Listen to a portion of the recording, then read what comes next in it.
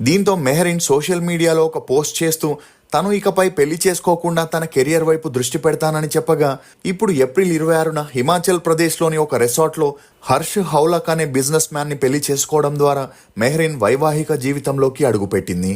శ్రీ రాఘవేంద్ర జ్యోతిషాలయం శ్రీ రాఘవేంద్ర స్వామి ఉపాసకులు, ప్రముఖ జ్యోతిష్యులు, ప్రధాన తాంత్రికులు శ్రీ ఎంకే శాస్త్రి గారు మీ జీవిత సంపూర్ణ భవిష్యత్తు తెలుపగలరు. స్త్రీ పురుష వశీకరణం 100% గ్యారంటీ. భర్తను పరస్త్రీ వ్యామోహం నుండి విడిపించడానికి, భార్యను పరపురుష సహవాసం నుండి విడిపించడానికి, మీరు ఇష్టపడిన వారు మీ నుండి దూరమై ఉంటే స్త్రీ వశీకరణ, పురుష వశీకరణం, ప్రేమ సమస్య, అత్తాకోడళ్ల సమస్యలు, భార్యాభర్తల కలహాలు, లైంగిక సమస్య, సంతాన సమస్య, ఇంకా మీకు ఎటువంటి సమస్యలు ఉన్నా దైవశక్తి పూజలు చేసి పరిహారం చేయగలరు. అసలు మెహరీన్ హడావిడిగా పెళ్లి చేసుకోవడానికి గల కారణాలేంటి?